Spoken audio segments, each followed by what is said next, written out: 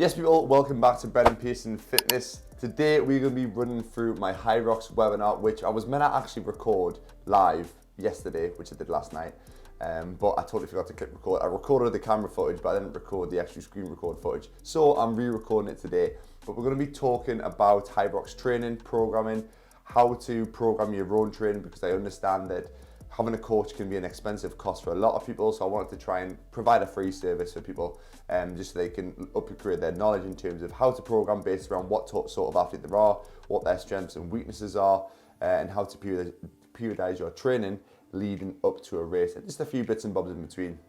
I don't dive too deep into specific modalities of training and kind of how to go about it, but it's more the programming side, and also little things that you need to think about depending on what division you're working in, whether it's the open, the pro, whether you're doing doubles, whether you're doing relay, whether you're doing an individual race, and just a few different things. But we'll dive straight in, get into the presentation. Hopefully I don't bore you too much. I will timestamp different areas of this presentation just so you can skip to the ones that maybe apply a little bit more to you. So hopefully you enjoy this video. Right, so how to train for Hyrox, the world's greatest fitness race. Yes, Hyrox is a fitness race. At the end of the day, you are competing against other people. It's a great test of all-round fitness, which is why it's so obsessed and so addictive. It's a great sport in general. Now, to start off with, what is Hyrox? If you don't know what Hyrox is a fitness racing event consisting of 8 kilometers of running. It's actually a little bit over 8K. I think most people track it as like 8.8K. Just with the additional rock zone, which I'll explain what that is in a second. So it's 8 kilometers worth of running with 8 fitness stations, with 1 fitness station going in between each one of your 1 kilometer runs.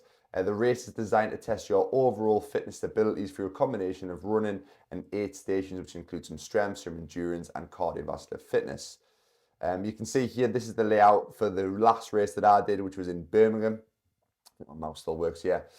So just a quick little overview for anybody who doesn't know Hyrox, how it kind of works. You'll start in a start zone. Obviously, every single race is going to be a little bit different. You'll get your course map about 2 weeks, I think it's 2 weeks or maybe a week out from your race. You'll get that emailed over for Hyrox, so you can kind of have a look at what your race layout is going to be.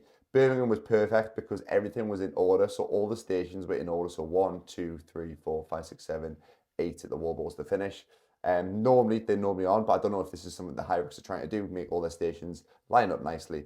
But Birmingham was nice. It'll tell you at the bottom how many laps you need to do for your 1 kilometer. So for the first run, because we started a little bit more to the side, it was a 1.75 kilometer. It's 1.75 laps. Again, don't get too confused with the 0.75.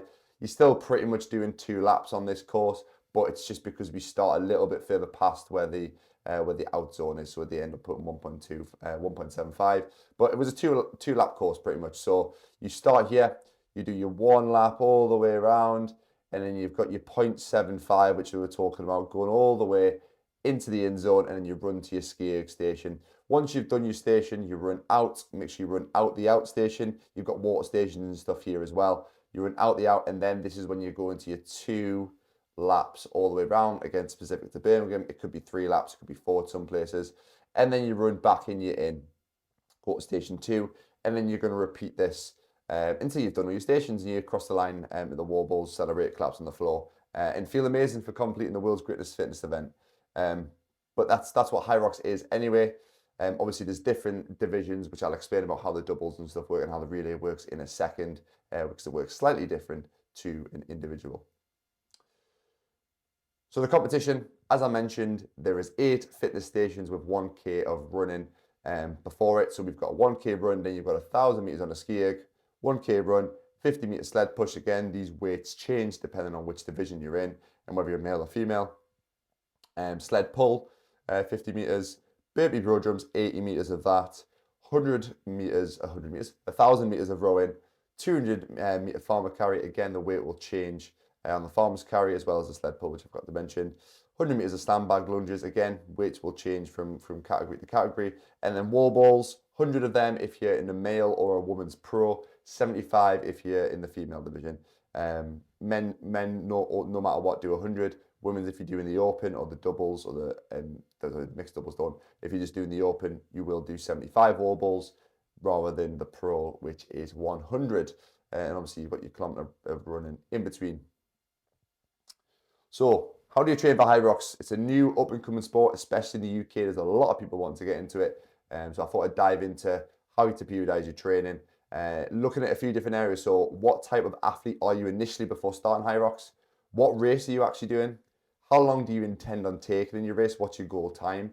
And when your race is. So these are a few things you need to consider when it comes to your programming in periodising, programming your own training. First of all, what type of athlete, what sport and background are you coming from? Again, this is an extreme example on the left of a bodybuilder, and then we've got an extreme example on the right of a runner. What background are you coming from will determine what you need to really focus on within your training. So we've got a strength athlete here, again, extreme example here. It could be a bodybuilder, powerlifter, Olympic lifter, just someone who's lifted weights in past and not done too much cardio or endurance-based training. So a lot of muscle mass, really strong. However, probably lacks a lot of the endurance side of things. So strength is great, but never really ran before or sees running as a bit of a weakness. This athlete should focus largely on running, cardiovascular fitness, and muscular endurance. Now, Hyrox is majority running, even though it's kind of 8 kilometers of running and 8 fitness stations. The running normally takes a little bit longer. For most people, for the average person, the 1 kilometer run might take 5 to 6 minutes. So that's going to be a long time, whereas the stations probably don't take that long. For example, lunges might take you 4 or 5 minutes, whereas obviously the run might be 5 or 6, depending on how fit you are.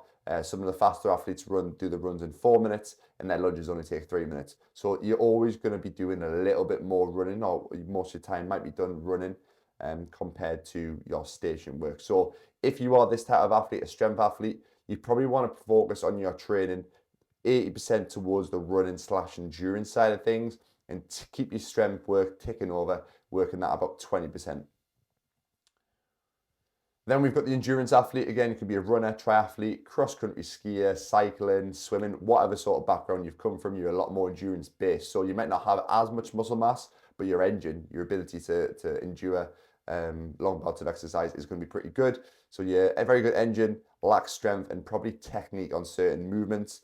I'll touch on mobility as well in a second, because a lot of runners they do tend to be a little bit more stiff, a little bit tighter in the hips, tighter hamstrings, just because it's a kind of very repetitive movement, and you end up kind of picking up imbalances and tightnesses in certain areas. So you probably need to work on strength, power, and mobility to get yourself into positions for certain positions like wall balls, and also having the strength to do things like the sleds, the lunges, and all them sort of the more strength-based movements. This athlete should start training maybe around 60 to 70% strength work, again, depending on if this athlete is going to be doing an open division or a pro division.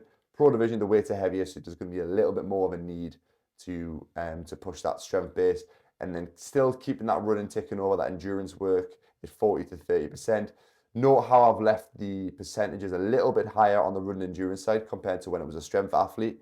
For their strength base was about 20% of their training, because that was their strength. Whereas this one, because Hyrox is more of an endurance event, we're going to still keep them percentages a little bit higher, more towards running and endurance, but still probably focusing on strength a bit more. If you're someone who is really, really weak, struggles to deadlift your body weight, for example, but you're a really good runner, that percentage will probably creep more towards that 70%, maybe a little bit more on the strength side of things, depending on where your abilities lie.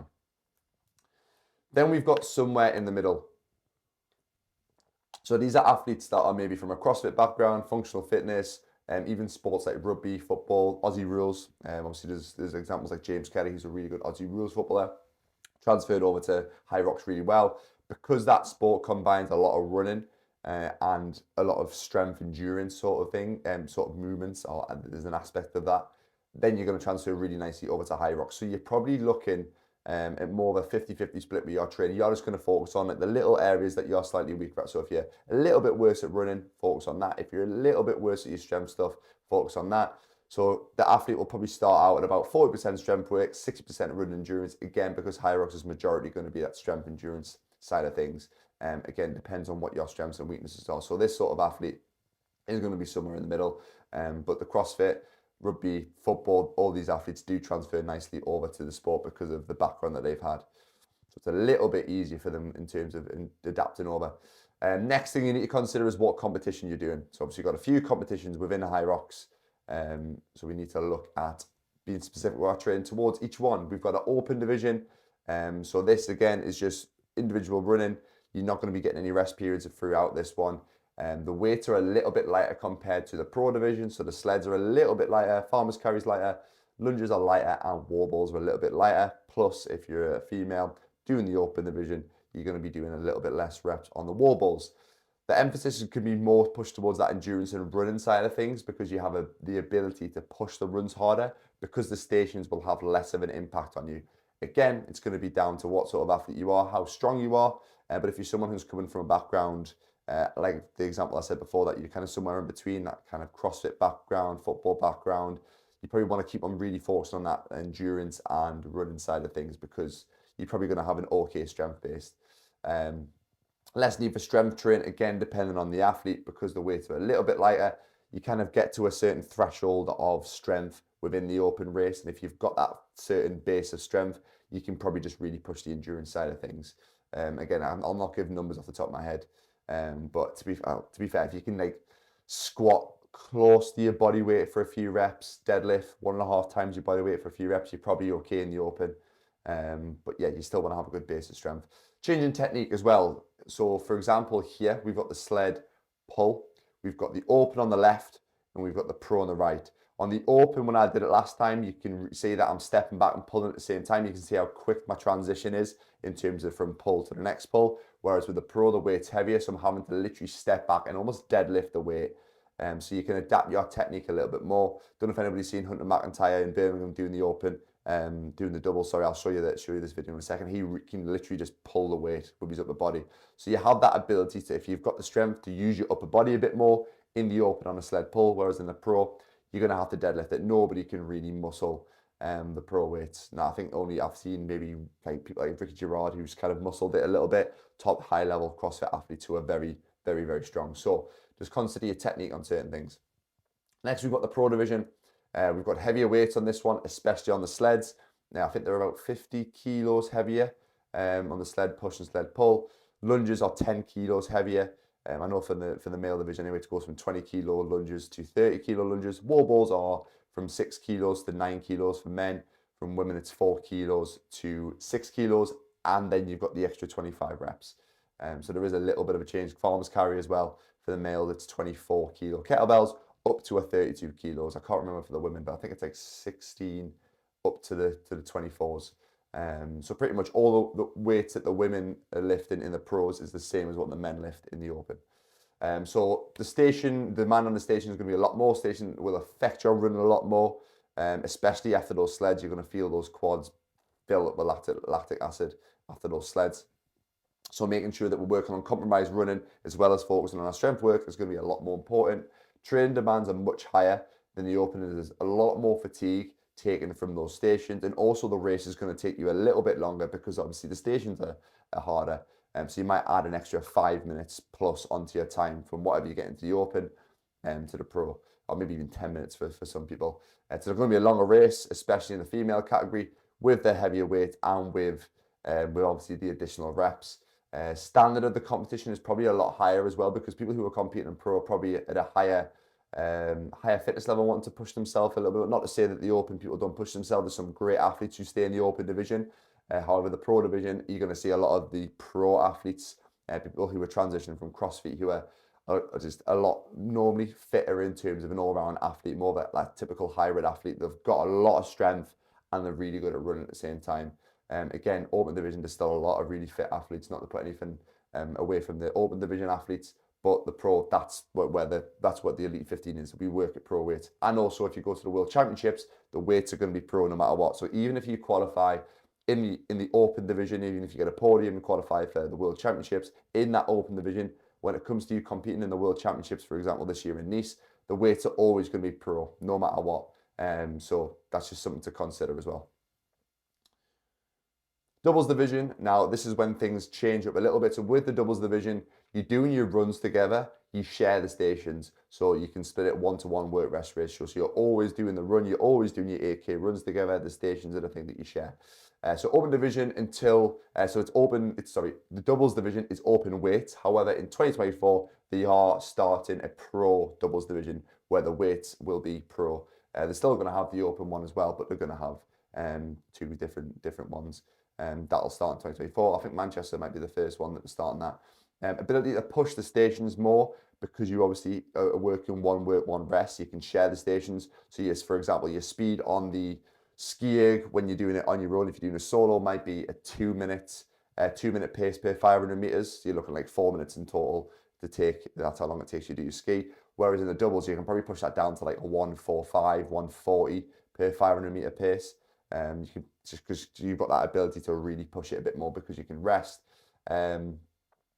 This will mean that your training is obviously going to be changed a little bit. You're going to be pushing that heart rate a little bit higher. You're going to be spiking it because you're working a bit harder. Then you have that time to recover. Whereas in an individual race, you're kind of at a constant sort of level, having to manage your pace a little bit more because you don't want to obviously redline and burn out too much. This race is typically about 15 minutes shorter as well, hence because you can push the stations faster, so you're going to get through things faster. So just keep that in consideration as well with your training. Potential for changing technique on some stations. For example, I showed you obviously the sled pull before about how you can step back and pull in the open division. You might, because you obviously you'll do one length maybe of the sled pull, and then your partner will do another one. You've got ability to really push it and rip it a little bit more rather than trying to preserve some energy. And then also looking into your training, you probably want to do some more interval training based stuff, because that's what your station is. That's what it's going to be. So it's going to be your run, your 1K run, and then you might rest, your partner might go, then you might go, then your partner might go, and then you're running again. So you've got to consider, right, what am I doing in the race? How can I transfer this over into training? And then the ability here, you can also play to each other's strengths. So if one athlete's a stronger runner and the other one's stronger on the stations, how you probably want to work it is obviously you're going to do your run together. The person who is stronger on the stations, get them to go into the stations first. So for example, that first station, 1K run, into the first station, athlete number one is a stronger skier, get them to rip the ski up, do the first, 250 meters, depending on how you want to split it. Then the person who's the stronger runner can go second, they'll do the 250 meters, you're back on again, who's the athlete number one, who's the stronger person on the skier, they'll do the 250, so they have the ability to then rest on the last 250 meters and go into the run fresh if they're the worst runner, whereas the person who's the better runner can finish the station, then go straight into a run. They can probably go into that run compromised, a little bit more fatigued, and you almost balance each other out. So the worst runner can be rested going into the run, the stronger runner will go into that run fatigue, and hopefully that should balance your paces out. So keep that in consideration when you're, first of all, choosing your partner for a doubles, and also thinking about your layout for your race and who's going to go first. So this is Hunter McIntyre ripping up the sled pull. You can see him. He's just in this corner here. Ripping it up. Look how quickly he does this sled pull.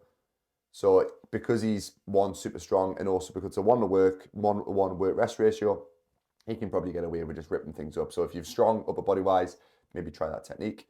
Then you've got the relay division. So this is open weights. So this is 4 people doing it. You've got one person will start 1K run, station, tag the next person in. Next person goes, run, station, tags the next person in, run, station, tags the next person in, run, station, and then the first person's back on again to do their second station. So it's a 1 work, 3 rest. So you get plenty time to recover. So you can literally go all out. This is maximum effort, VO2 max, that's what we call it. That's that maximum amount of, but literally just all out bouts of effort.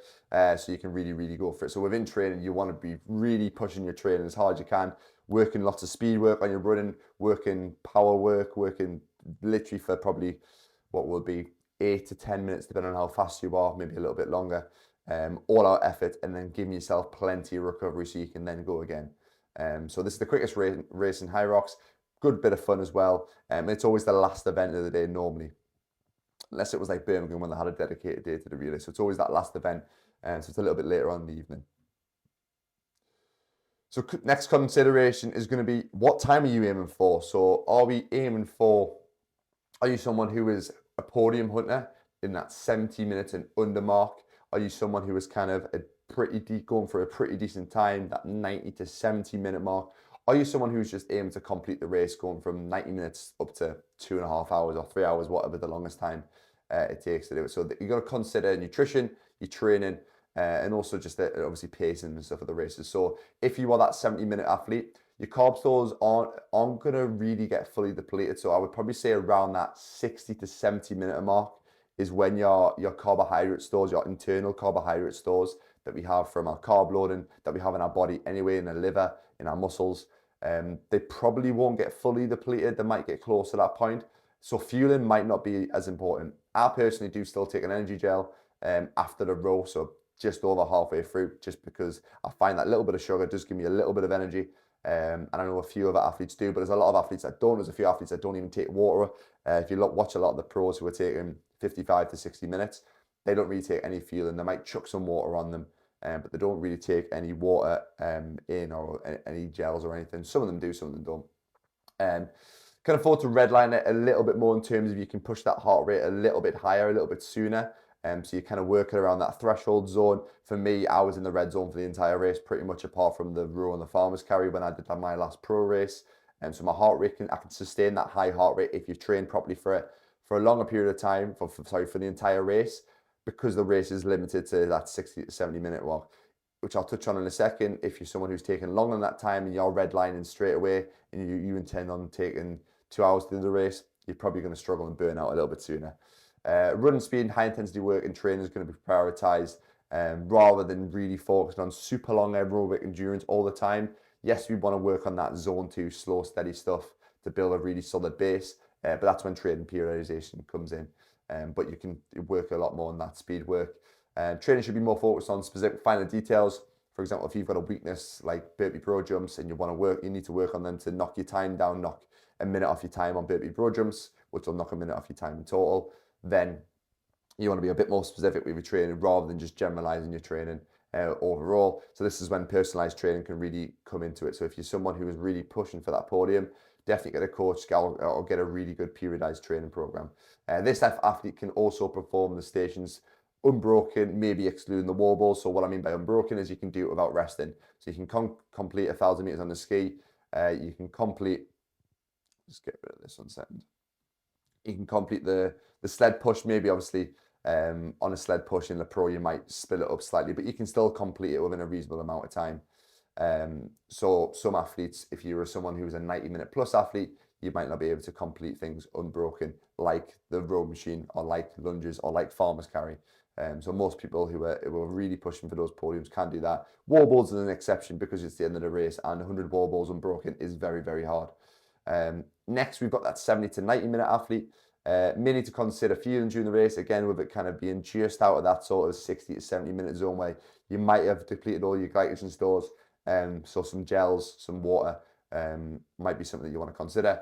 More need for aerobic capacity in this one because the race is a little bit longer. We want to be able to sustain survive the whole race, I should probably say. You can still be a bit more specific with your training because you're still obviously wanting to drop your time down and work on little key areas that can knock your time down, like your individual stations. But again, big focus on running on this one. Still work on running speed within your training, but overall, it's just all-round general fitness. And then you've got that 90-minute plus athlete, so that athlete who's just looking to complete the race. Definitely for fueling, just treat it almost like if anybody's ever done like a half marathon or a marathon before, kind of treat it like that.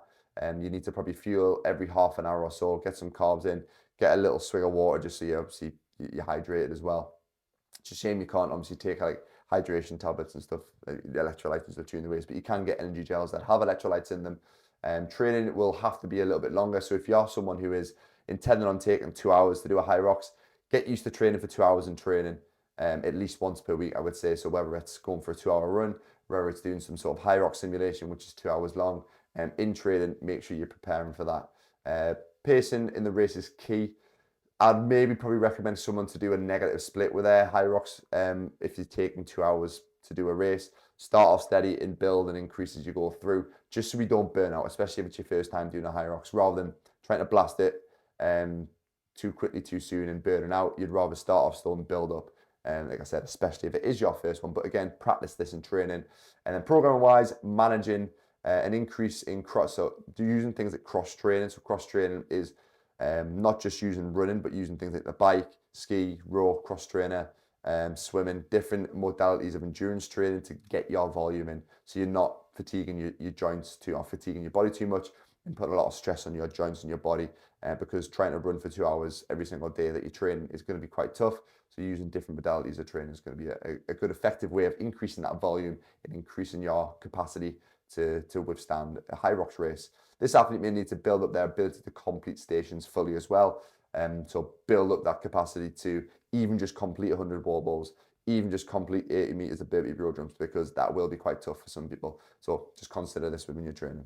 Next, when is your next race? So you've got to look at how far out you are from a race. Hopefully you've given yourself enough time to train. You haven't literally just booked it and you've got a race in 2 weeks' time. Ideally, I'd probably say if you're brand new to the sport, 12 weeks would be ideal. I mean, 16 weeks would be ideal, but 12 weeks minimum would be ideal, just to give yourself a little bit of time to prepare for it and get used to the stations. If you're more of an experienced athlete, or maybe someone who's competed in CrossFit, 8 weeks you might get away with, depending on what your running background is. So this is going to determine a few things. So this is how I would periodize your training if you have time. If you are 16 weeks out, I like to work in 4-week blocks. So first 4-week block is going to be called the base building phase. Now this is where we build our strong foundations. We build a lot of aerobic capacity, which I'll touch on in a second. Look to build your running volume up each week. If you're, again, like I mentioned before, if you're intending on running a Hyrox that takes 90 minutes, I want you to, in this phase, to try and build yourself up to the point where you can run for 90 minutes. Doesn't matter how fast you run for 90 minutes, but at least be able to run for 90 minutes. If you're someone who's brand new to running and you want to just try and complete Hyrox and it takes you 2 hours, build yourself up to run for 2 hours if you can, or even build yourself up to running 8 kilometers or 10 kilometers would be a good little goal initially to start off with.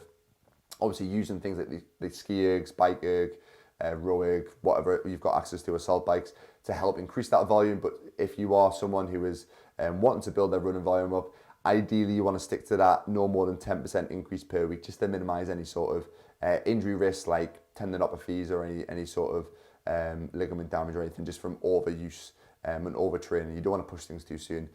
For example, what I would work towards is that sort of typical split that you see that runners talk about. 80% of your runs are nice and easy, zone 2 steady. We could just chat the whole way through the run. 80% easy, 20% is when you start adding a little bit faster pace stuff. It's a little bit harder running. Your heart rate's high, you probably couldn't sustain a conversation, probably couldn't nasal breathe, and you're pushing things a bit more. So for example, for somebody who's a bit more of a high-end athlete, 50k's worth of easy running, 10k's worth of hard running, just as an example. Hard runs, I like to throw one hard run in per week in this block, so like either a speed session or a threshold session or a tempo session. An example speed sessions could be 10 lots of 400 meters with a 2-minute recovery jog in between. An example of a threshold session could be 5 minutes working at that threshold, so that zone 4 where your heart rate's at, like, for me it'd be like 160 to 170 beats a minute, that like sort of 80% of your max heart rate, looking around there. So holding that for 5 minutes and then having 2 minutes of a recovery jog in between and repeating that for 5 rounds. So we're working at that threshold zone. So anything that's a hard run, I would say, is faster than your kind of zone 2 pace. So just increasing that pace. So anything that's going to elevate your heart rate out of that zone 2 would be classed as a harder run. So just do that once a week, just so you're not used to, your body doesn't get used to constantly running slow. Building up your mental capacity in this block. So Hyrox is a long, tough race. So get used to working for a little bit longer periods of time. So get used to training for longer than an hour. Get used to going for a run for 2 hours and just mentally switching off and just get used to that feeling of what it's like to work for that amount of time, especially if you intend on taking 90 minutes plus and to complete a Hyrox. It's definitely worthwhile in your training to get used to training for that amount of time, just to mentally adapt to it. Strength training can be pushed to 3 to 4 times per week, depending on what sort of athlete you are and what time you have to train. Build a really good, strong strength base, especially if you're a pro athlete. You probably want to be strength training 3 times a week in this block. Just getting strong on like your squats, your deadlifts, your bench presses, your pull-ups, your rows, your overhead presses. Just building strong foundations. This is your foundation block. And then if you have any injuries or you have any imbalances, work on them in this block. So if one leg's stronger than the other, work on that. If you have some little niggles, fix them in this block of training. This is almost just, I just want you to feel really good leaving this block of training. So when it comes to the last 12 weeks, we're ready and we're firing on all cylinders. And then in this block, you can also work on station and technique work. If you're someone new, if you've never done wall balls before, practice your technique on the sleds. Just get used to the stations as well. Don't push things too much in this block as well, because you want to be eager going into the next block. As I mentioned, you want to feel really good before we start really pushing things. So about aerobic training, base building, continue to say here. Zone 2 training is that 60 to 70% of your max heart rate. Max heart rate is roughly 220 minus your age. So if you're 20 years old, your estimated max heart rate is 200. If you're a bit more of an advanced athlete, I like to say 225 minus your age. Just because I'm 26 and I've pushed my heart rate to 203, I think, my last Hyrox race. So again, if you're a little bit more advanced, you can probably push your heart rate a little bit higher. This sort of training increases what we call your mitochondria density. So this is as much sciencey as I'll get, but pretty much your energy cell in your body just increases the size of it. So it increases your ability to perform bouts of exercise. This will help you process oxygen better and help keep your heart rate down when you start come to pushing your intensity down the line. So doing all this low heart rate training, building a really good volume, doing like 2-hour runs, 2-hour bike rides, just building that ability to withstand exercise for long periods of time is going to help your heart rate almost, when it comes to pushing the intensity, stay lower. If our heart rate's lower, it means we have to use less energy to perform the exercise, and it makes our body more efficient. So when we are in high heart rate zones, we're almost like burning through fuel left, right and center, using all our carbohydrate stores.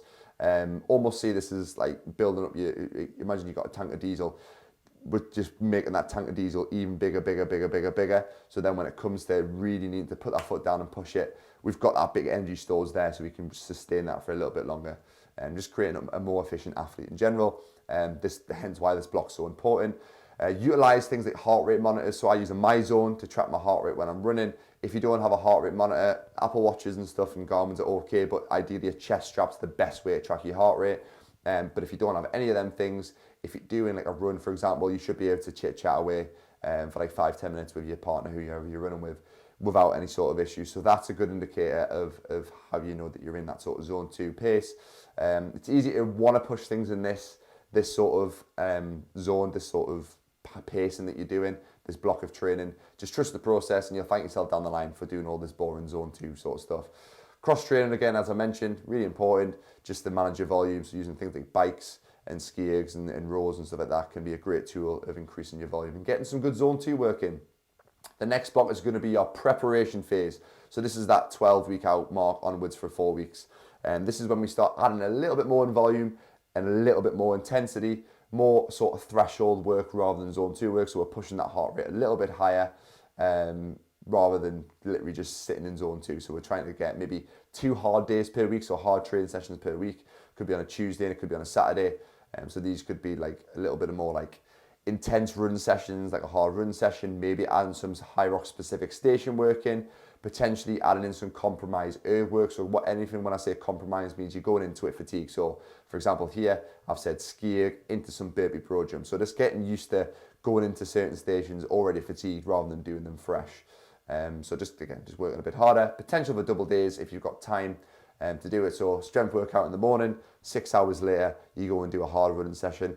I say 6 hours so we don't get that, what we call interference effect. So this is just the effect from mixing 2 modalities of training together. So pretty much what we do if we merge these 2 modalities, so if we do a strength workout straight into a run, we're not going to get the most, our body's not going to adapt as well to that strength workout. We're kind of just getting little bits of adaptations in both, whereas if we leave a little bit of a gap in between, we can get the most out of each modality of training. And also it means that the run is less affected by that strength workout if we leave it 6 hours. I would say at a minimum 3 hours in between these sort of modalities of training, ideally 6 hours. However, I know people who have time constraints, so don't worry about it too much if you need to merge them together. I'd rather you get the training in than not get the training in. And also at the end of the day, Hyrox is combining the 2, but just in the early stages, I like to try and keep them away from each other. Then as we get closer to a race, we end up merging them a little bit more. Try to put hard running and strength sessions on the same day to allow time for recovery. So rather than doing like a hard Hyrox station or strength session on one day and then doing a hard running session the next day and keep on alternating like that, I like to try and put everything on one day. So AM strength session, PM hard running. Then on that day in between would probably be like an easy zone 2 bike or an easy zone 2 run, and then we go hard again. I'll show you about programming training in between. This is just so our body has time to recover, and we're not kind of like constantly running on like a 6 or 7 out of 10. We're kind of all out efforts, right? We have a time to recover, all out efforts, time to recover, rather than just not getting the intensity that we need within our training. Slight reduction in strength training here just to manage the amount of training load that we're doing as well. This next phase is going to be the 8-week mark for 4 weeks, so 8 weeks out from your race, is called the intensification phase. So this is when we really introduce compromised running, so going from a run into a station, like some lunges, and then back into a run, getting used to that feeling of running with heavy legs. Training volume will be at its maximal recoverable volume, so MRV. This is what you can maximally sustain without getting run down, ill, injured. So this is going to be quite tough. Training might not always feel amazing in this block, so just remember, we are training to race. We are not racing in training. So what I mean by that is your training sessions, you're not going to feel what you're going to feel like on race day. You're going to go into sessions a little bit sore, a little bit stiff. You might not be running on 100%, which is fine.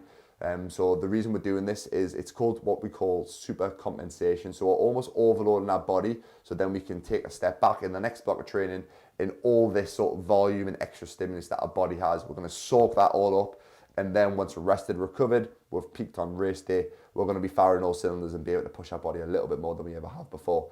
A reminder in this block that calorie consumption is really important, making sure that because the training demands are higher, that we're getting plenty of carbs in, we're hitting that protein goal, aiming for around 2 to 2.2 grams of protein per kilogram of body weight. So if you're 100 kilograms, about 200 grams of protein plus, probably 220 maybe a little bit more, and making sure we're getting plenty carbs in to help fuel our training.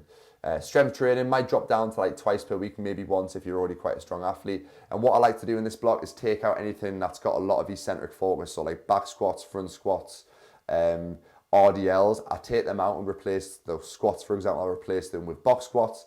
Deadlifts, I'll probably replace them with like a rack pull or something where we're not really controlling the eccentrics. So on the way up, so eccentrics, that lowering phase of an exercise. So for example, in a squat, going down, and then the concentric phase is the way up. So what will work is a lot of explosive concentric work, but on the eccentrics, we might just completely rest. So on a deadlift, we'll explode up and we might just literally drop the bar at the top, so we're not getting any eccentric focus. Eccentric training causes a lot of muscle damage, and we don't want that to affect our training, our running, and also increase our risk of injury. But box squats is a thing that I'm a big fan of as well, rather than just doing back squats. Threshold workouts, replicating the time it'll take to do a Hyrox. So if you intend on taking 70 minutes to do a Hyrox, a lot of your tough sessions will probably be around 70 minutes, just to get your body used to working at that high heart rate for that amount of time. And there will be a little bit of active rest periods in between, just to build yourself up to the point of working for 70 minutes at a high heart rate. I don't want you hammering Hyrox simulations every single week, which is what a lot of people do. They think, oh, well, I'm doing a Hyrox in a few weeks, I've got to get my body used to doing a Hyrox every single week. No, you want to build yourself up, because Hyrox puts a lot of demand on your body, so you need to make sure that we're periodizing training and programming it, so we're not really overdoing it. This is going to be the toughest phase of training. Again, I mentioned super compensation before, and you will be tired through your workouts, but this is a period where we need to really focus on recovery, getting extra sleep in, making sure we're eating right, adding things in like saunas, ice bath, massaging, mobility. Make sure you're really prioritizing recovery, get rid of alcohol out of your diet, trying to avoid processed foods, all that stuff. This block is going to be pretty much the block that is going to make or break an athlete, and make or break if you're going to get that PB or get a really good time. Top end athletes could probably push the 3 days per week, which I'll touch on in a second. Then we go into our final block of training, 4 weeks out onwards from a race. The peaking block, the peaking phase, preparation for race day. We back off the volume, but we keep the intensity high. So we're not working for as long of a period of time. However, we're still really, really pushing that heart rate high. Personally, I like to add an extra rest day in this week. So rather than go from a 6-day week, go to a 5-day week, just to allow that recovery, and also so I can still push the intensity within my training. What I like to have one main focus day per week in this training block. So for me, it's like either a Friday or a Saturday will be my Hyrox day. So that's where I'll run through some sort of simulation, just to get used to doing full Hyroxes. So it might be a simulation with every other station. I might do like 2 minutes active rest, which could be just sitting on the assault bike to get some recovery. And so not hammering stations every single week. I know a few athletes do that. Hunter McIntyre is a prime example. He goes through phases where he's just doing Hyrox simulations every single week, but you can easily burn out. So managing training is very important. Strength training is probably at its lowest. So you're just trying to maintain your strength, depending on if you're in the open or the pro. If you've got a good strength base and you're doing the open, you can probably get away with just strength training once per week and just doing like a squat movement, an upper body push movement, an upper body pull movement, 3 sets of 5 or something like that. You'll just to keep yourself ticking over. When it gets 2 weeks out from a race, we're going to drop that volume down to about 20-25% less than what it was. And then the following week, the taper week, we drop down that volume a further 20-25%. But still keep the intensity in training high. So don't lose that intensity. Don't start doing loads of zone 2 stuff.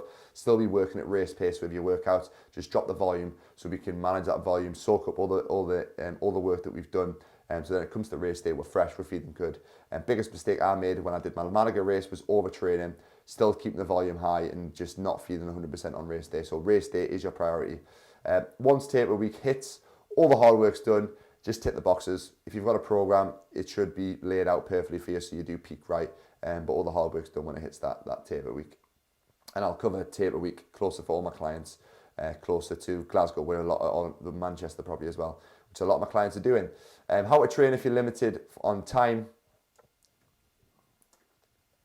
So we've got an example here of a 3-day week. Now I understand not everybody is capable of doing double days, but if you're someone who's limited on time, let's see if we can commit to 3 real solid training days rather than chopping and changing. Maybe we can split it over 5 days, and rather than doing double days, we can split this morning session on a Monday and then do this session on a Tuesday. We can split it up in different ways, but this is an example. So Monday could be, if you've got time, some zone 2, but if not, we'll just do a full body strength session with some conditioning, Hyrox conditioning, air conditioning I've put here. So here's the example here: box squats, overhead press, bent over rows. This is probably an example earlier in a training block, maybe like the second phase, where we're just trying to slowly increase that volume, getting used to Hyrox work. So we've got a full body strength session with some conditioning at the end. Then Wednesday could be a threshold or a speed run, for example, 12 lots of 400-meter runs with 90-second slow jog in between, or like an assault bike in between, just nice and steady. Then if you have time, Hyrox session, a Hyrox station work in the evening. If you don't have time, what you could do your threshold session or your running session. Say you've done 6 lots of 400 meters. In that middle block, you could maybe do 80 meters of burpee bro jumps, because that's kind of where it is in the race. And then once you'd finish your 12th station, your 12th round of 400 meters, you could finish with 100 ball balls. That's just an example of how you could add a bit of Hyrox stuff in. Again, depending on which block of training you're at. And then your last day could be a bit more of a Hyrox specific day. So still some strength work, some deadlifts, some bench press, some pull-ups. And then you finish on some station work just to prioritize your weaknesses. This is just an example. Sessions could be merged into 2 separate sessions of like 30 to 45 minutes. Or you could merge the 2 together into one longer session, which I'll talk about on the next one. This is just an example, a random example of an example for like a phase 2 or 3. So they're talking about that like 12-week out onward mark. This is an example training session. If you've only got 60 minutes to train, 5-10 minutes to get warm, do your mobility work, do like a 5-minute warm up on the bike, whatever it is. Then we can go into some deadlifts. For example, 4 sets of 5 with 2 minutes active rest. I'm going to talk about this active rest stuff later on. Or you could just have 2 minutes rest depending on what sort of training what sort of block training you're in. Then we can go into some conditioning, so some Hyrox specific conditioning. Because we've only got 60 minutes, I like to put time limits on things. So we're working every 5 minutes on the minute. I'd like you to complete 250 meters on a ski erg, one length of a sled push, 20-meter burpee bro jumps, and then whatever's left of that, this is 4 minutes, but whatever's left of that 5-minute block, you're going to be doing a run, you could do a rower, you could do an assault bike, you could do another exercise. If you want to work on lunges, you could do lunges, but just working to time constraints. And so I know, right, I've got 30 minutes to really work for, and then you can finish on 100 ball balls, just because, again, Hyrox specific stuff. Ideally, we would like to split up the strength and conditioning, but I know if we're limited for time, we can merge the 2. Now we're going to go into how you could periodize your week of training based around them easy days, maybe some medium days and hard days. So what I mean by medium days, these are sessions that are kind of relatively hard. So it could be a threshold run. So we're never actually pushing into that red zone heart rate. So when that heart rate's above like 85% of your max, we're kind of staying in that threshold, that orange zone. If you ever had a heart rate monitor, like a my zone, you'll know what I mean. So this could be phases 1 or 2. So those 16 weeks, 12 weeks sort of out mark. You could have an easy day, which will be in the green here. This could be some zone 2, a 60-minute zone 2 bike, for example. You can obviously swap these 2 rounds. So you could do like a moderate day, an easy day, then a hard day. But this is just an example hard laid out. Moderate day could be a 45-minute threshold run. So 5 minutes working at threshold on a run, and then 5 minutes at a slow, steady jog, and just repeating that for 45 minutes. If you're doing a double day, you could maybe add in some upper body work, upper body strength work, which isn't too taxing. Then a hard day, that could be in the morning, right, we're going to hit some intervals on the track. We're going to do 12 by 400 meters, like I said before. And then in the evening, it could be Hyrox specific work or like a really tough lower body strength session. Then it could have either a rest day or an easy day, another moderate day, like some upper body again, or just a full body strength session, and maybe like a zone 2 run could be probably classed as a moderate day, and then another easy day, which could be a 90-minute run just to top the week off, zone 2 again, and then a rest day. So that's an example how we could do it. If you just got one hard day of training, this will be earlier in the training block. Then we've got 2 session quality. So this is 2 quality days. So these are 2 hard days per week. This is the most common that I would probably do with a lot of the athletes who are really pushing for some good times. Moderate day, hard day, easy day, moderate, hard day, easy day, then a rest day. And then we've got the example, which a lot of top end athletes do, which works personally for me better just because of my mentality. Hard day, easy day, hard day, easy day, hard day, easy day, and then a rest day at the end of it to recover. I just like it. I'm all or nothing. I'd rather really, really push one day and then just do some zone 2 rather than having them kind of half and half days. I just like to know personally, right, these are my days to really knuckle down and work hard, and these are my days to rest. This is just works well for me. Peak and block, I like to add that extra rest day in. So this is an example how it could work. You could maybe even make this an easy day. So it could be moderate, hard, rest, easy, super hard day, like a Hyrox sim day, and then an easy day, like a zone 2 run. And this is just good how you could periodize your training. Again, if you need to pause it at any point and have a look back at it, you can do. This is my typical training week, just to give you a bit of idea. When it comes to programming your own training, you want to look at considerations for yourself. So the reasons why. So as I mentioned before, I like my hard days, my easy days, because that works mentally well for me. I love my starting off the week hard with a hard session, so getting up early, getting a good erg session in, skiing a raw session. I love Monday momentum, so I love really working hard on a Monday. Then again, a rest or an easy day on a Tuesday, just for recovery. Wednesday, I've got a little bit more time in the evening to recover, so I don't PT on an evening on a Wednesday. So this is why I put a really hard running session in. So that could be 10 laps of 800 meters with 2 minutes active rest in between. Because it's really, really hard, firstly because I'm not very good at running and it's really hard, I like to put this on a Wednesday so I've got time to put my legs up and relax in the evening, or I could even do an upper body session, just some bodybuilding stuff just to keep that in. Again, another rest day. And then Friday is my main day, so I really like to finish the week strong on a Friday. I don't mind getting up at 4 o'clock and heading to the gym and getting a good running session and a Hyrox session in the morning, just because I know it's my last day and I can just battle through the day even if I am a little bit tired. So finish the week strong. Saturday is my day to switch off a little. Well, I still got work to do, but switch off in terms of training. I see my family, friends, spend some time with my missus, my dog in the evening. So that's why it's a rest day. And Sundays, I like to do a long run on a Sunday morning. We go to Colour Courts and Time Off, which is just on the coast where I live, go for a coffee. So I always run there, meet my missus and the dog down there, get a coffee, some breakfast, and take the dog for a walk. So that works well on my schedule. So if you are a coach or you are programming for yourself, take these into consideration, because you want to make sure that training is enjoyable. Enjoyment leads to consistency, and consistency leads to results. Find a plan that works for your lifestyle and you will see better results. If you are a coach, I'll quickly scan over this because I'm doing a talk later in the week. This is why I put this in. Again, I'll just quickly fly over it. You can pause it if you want to. Things you need to consider: time available for the athlete to train. How long can your athlete, how long do you have to train each day and each per week? Training age of the athlete: are you more experienced? Do you need to work more on technique, or can you actually just really push the fitness side of things? Do we need to take a step back and focus on like working on technique on wall balls, or how do we approach the sled? All them little things.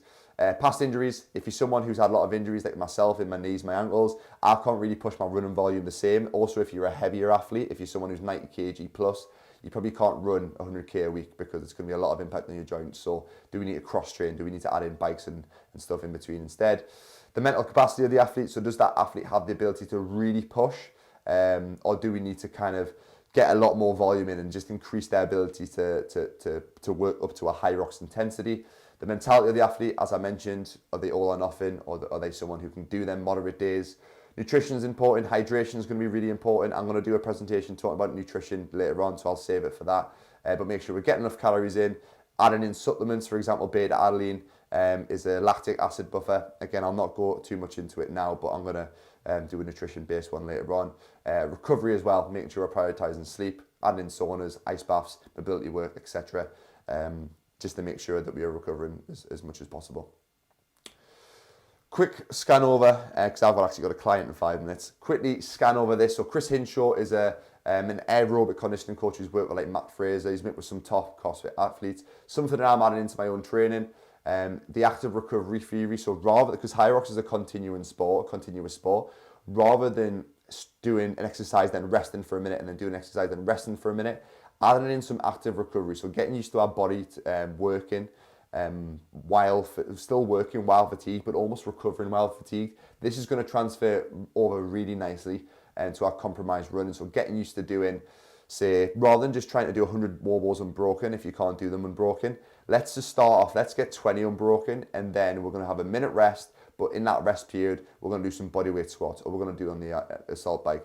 This is just getting our body used to still working. So the example was Matt Fraser wanted to do 200-pound D-balls over the shoulder, with 12, so you want to do 12 reps unbroken. He didn't have the ability to do that. So what Chris got with him to do was to do 3 med ball, the 200-pound med ball over the shoulder, but then drop to 50 pounds, and then for a minute do really slow, almost like active recovery D-balls over the shoulder, but with like a third or a quarter of the weight. Then what he did was each kind of week he would increase the weight of that active recovery weight until it got to the point where Matt was doing 200 pounds for 12 reps unbroken. So Hyrox is a continuous sport, so why should we be resting? So if you're doing conditioning workouts and you've programmed rest in it, why don't, instead of just 2-minute resting, laying on the floor, sitting there having a drink, why don't you just get in the assault bike and keep your legs spinning over? Or why don't you just do a really, really slow active recovery run? This will obviously play dividends down the line. If you're doing doubles, it's slightly different because you do get a little bit of a rest, but I still think it's something to consider, especially if you're more of an experienced athlete. Any questions at all, fire them over. Apologies, I'm rushing this last little bit of the video because, again, I'm conscious I've got a client in 5 minutes. But I've been waffling for long enough. If anybody has any questions, drop them in the comments, or you can message me on Instagram at Brendan Pearson Fitness. Yeah, that is everything to do with Hyrox training. If you want to see more videos like this, let me know. I'll be happy to do. I love waffling about videos and stuff. I'm going to be doing a few little talks and stuff, hopefully, in the Northeast at some point. Maybe if there's any gyms that want me to come down and talk about Hyrox. Again, I'm not an expert, but in terms of I've had a lot of exposure to Hyrox over the last year, and I feel like I'm kind of learning a little bit how Hyrox works well. So if you have any questions or anything, let me know. If you're interested in coaching, the links to everything is down below. But I'm an open book. Message me. If you want me to cover anything in the future, let me know. I will be potentially putting together a Hyrox program in the future, so stay tuned for that. But one thing I'll say about Hyrox is endure the process. It's going to be tough. It's a very tough sporting event, but you've got to enjoy it. You've got to enjoy the process of it. Find a program and training program and a lifestyle that works well for you, and your results will come. So yes, thank you very much for watching. Yeah, any questions, find them below, and I'll see you in the next video.